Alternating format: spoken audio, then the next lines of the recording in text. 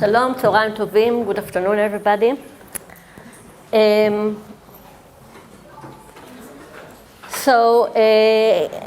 I'm Eynat Gal from the University of Haifa, Occupational Therapy Department, and I'm going to present a study that I did with my colleagues, with Dr. Naomi Schroyer and with quite a few students, Michal Weissman-Nitzan for PhD, and Neria Kagan-Elgad, Maayan Kahan, and Hanina Grabia, who were all master students in the project. We did it for Bituach Leumi, Israeli Social Security, in collaboration with Bet Eckstein and Avnei Derech Lechaim. So I'm going to start talking about accessibility. What is it?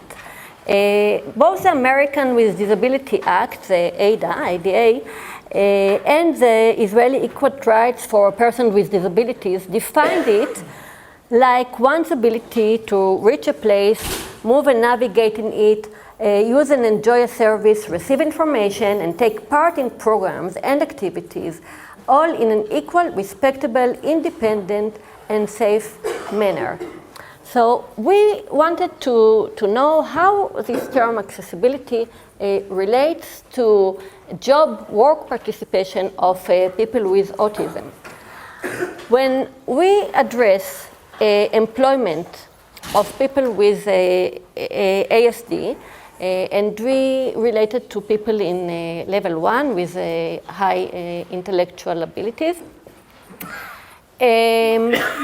we know that employees with ASD are very motivated to participate in jobs. This is because it really impacts their cognitive abilities, their social interactions, their economical abilities, of course, and their independence. And also because they believe, as well as you are going to see, their employers, that they can be very productive and that the organization itself can really profit for their participation at work. However, only approximately 20% of people with ASD level 1 actually are employed. These people are more prone to unemployment more than people with typical development, but moreover, they are more prone to unemployment than people with other disabilities and than people with ASD who have lower abilities. So only minority of them work, and out of them, only minority work in positions that fulfill their abilities and desires. So we wanted, first of all, the first thing that we wanted to do is to identify what is an accessible working environment according to the perception of employees with ASD and their employers. Which accommodation and adjustments they will consider reasonable. It was Albert Einstein who said that everybody is a genius. But if you judge a fish by its ability to climb a tree, it will live its whole life believing that it is stupid. I can't really see, but I'll try to read it without glasses. For a fair, from here maybe, from a fair selection, everybody has to make the same exam. Please climb the tree, and you can see all animals, including the little fish in the fish tank. So occupational therapy in my profession, one of the major models of our profession sees the person's occupation and the person environment as three constructs that together will build the actual participation and performance of the person. In this study, this part in the middle, we related to work performance and to self-efficacy. So work performance is the ability, the skill and behaviors that are required for the job performance, and self-efficacy is a belief in one's capabilities to mobilize the motivation, cognitive resources, and courses of action needed to meet given situational demands. So the other objective was to explore the relationship between construct of person, occupation, and accessibility of the work, and work performance and self-efficacy. We also wanted to identify predictors for work performance of adults with ASD. So our study had actually 3 different studies that I'm going to very briefly present. The first of them was qualitative. It included a focus group of 13 participants, including employers and employees with autism, and also some in-depth interviews with 19 employees and 11 employers. Then we realized in the very first stage that we couldn't find a tool that assessed the work environment accessibility, and therefore we constructed one, we developed one, which is called the WIM, Working Environment Accessibility Measure. And then we used this tool as well as others for our quantitative study, which involved 47 employees with ASD. 40 of them were men. So, instrumentation for the person construct, we used the AQ, we used the RBS, repetitive and restricted behaviors of interest. We used the Glasgow sensory questionnaire. For the occupation, we used the ONET, which is an internet site that can develop the profession for one of 5 categories: cognitive, physical, technical, social, and administrative. And for the employment, we used the WIM that I described before. We also used the work performance questionnaire, WPQ, and the contextual work behavior self-efficacy scale. So first, let's see the results of the qualitative study.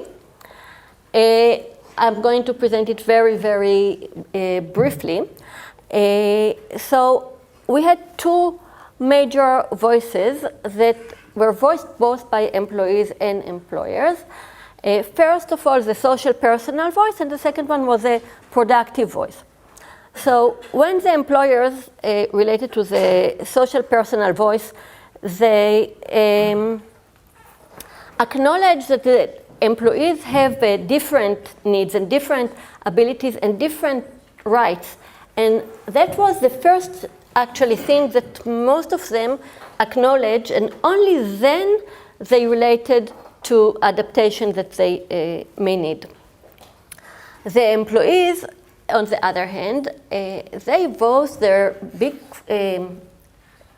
difficulties and challenges and frustrations from the experience of being transparent. They really, a lot of them mentioned that the autism is actually perceived as a transparent disability. People don't understand what it is, don't know what it is, and therefore they expect much more than they would expect from a person with a cerebral palsy whose physical disability is very obvious. So they mentioned a lot that their need for all kind of vocational adaptations is very often not fulfilled. As for the productive voice, so the employers, they emphasize that the employees' productivity is very, very important for them. And it's not only about adapting and about seeing them as disabled people. First of all, they want an employer that will be productive.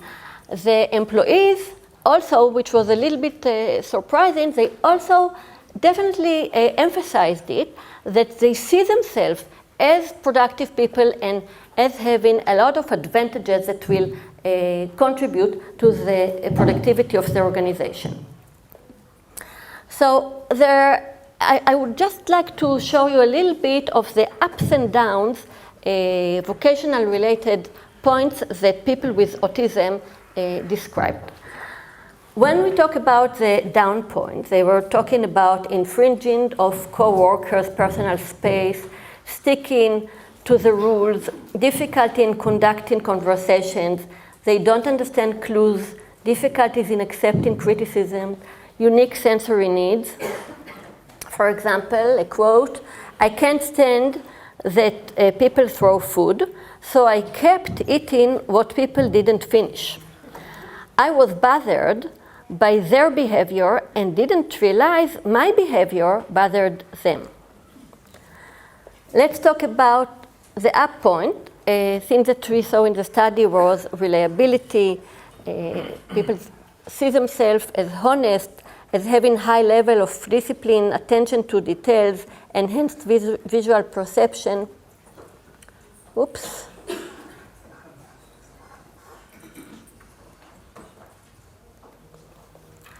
And here is a quote of the up point. "I think that I do things well. I don't get bored doing things that most people find boring."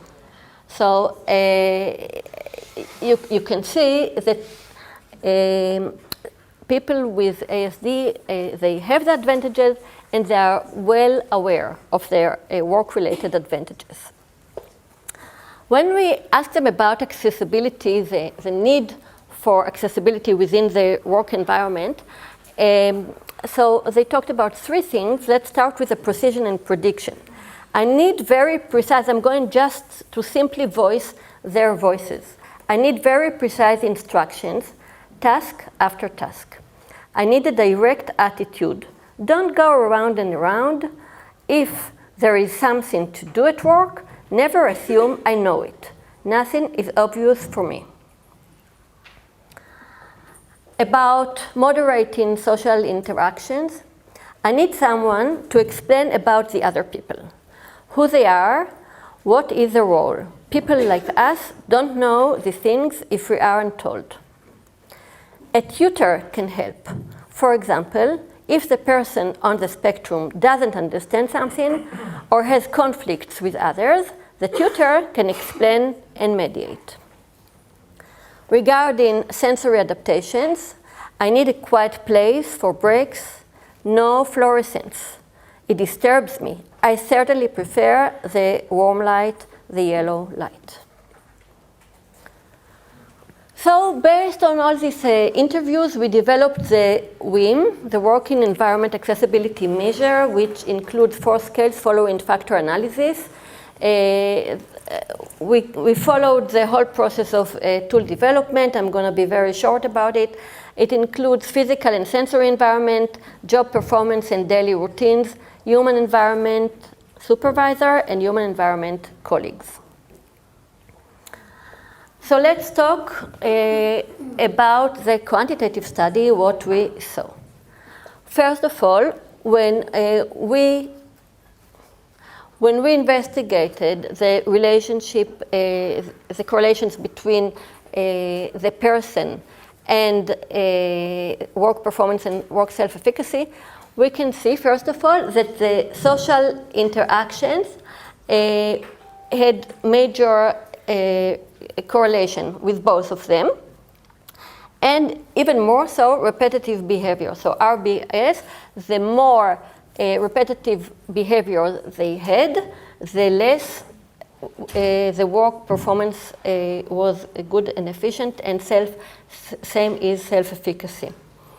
When related to the sensory tool, we could see that it is hypersensitivity that was strongly related to work performance and work self-efficacy, while hyporeactivity was not. When we talk about the relationship with occupation and work performance, work self-efficacy, we saw that social administrative goals, works, were too demanding and negatively affected the work performance. And we also found that the more people worked, more weekly hours, the better the self-efficacy was. When we investigated the environment aspect, it was really interesting to see that what really affected the work performance and self-efficacy were constructs that were related to the colleagues, whether they had a colleague that was a moderator, much more than the employer and other people around it. The colleagues that really, really affect their self-perception and their work performance. When we checked the prediction, I'm very short with time, right? Okay. When we checked the prediction, you can also see that the repetitive behaviors predicted quite a lot, both the work performance and the self-efficacy, and we saw that 3 predictors explained 44% of the work performance. The first one was the RBI, the repetitive restricted behaviors and interest. The second one was the occupational social administrative activity, and the third one was the barriers that are related to colleagues. So altogether, these 3 predictors explained 44% of the variance of work performance. And when we talk about this really important thing that we found out, the colleagues, just some example is appointment of a mentor, moderator, or structure informal routines such as in breaks and social gathering. So let's discuss it a little bit. We can see that limited participation of people with ASD in employment derives from both the diagnostic characteristic and from the environmental characteristic of the work environment. Therefore, we believe that interventions that aim to include people with ASD at work should assess RBI, for example, to allow a quiet place where people can do stereotype movements where they are legitimate, to consider special interest and repetition needs, and to relate to the issue of social interactions with colleagues, such as a tutor or a mediator. Based on the studies, we wrote guidelines booklet for employers of employees with ASD. You can find it in the website of Bituach Leumi. You can also find it here, and I'll be very happy to send it maybe to you people, and anybody that want it can access it and use it. I will be very, very happy if you will use it. Thank you very much.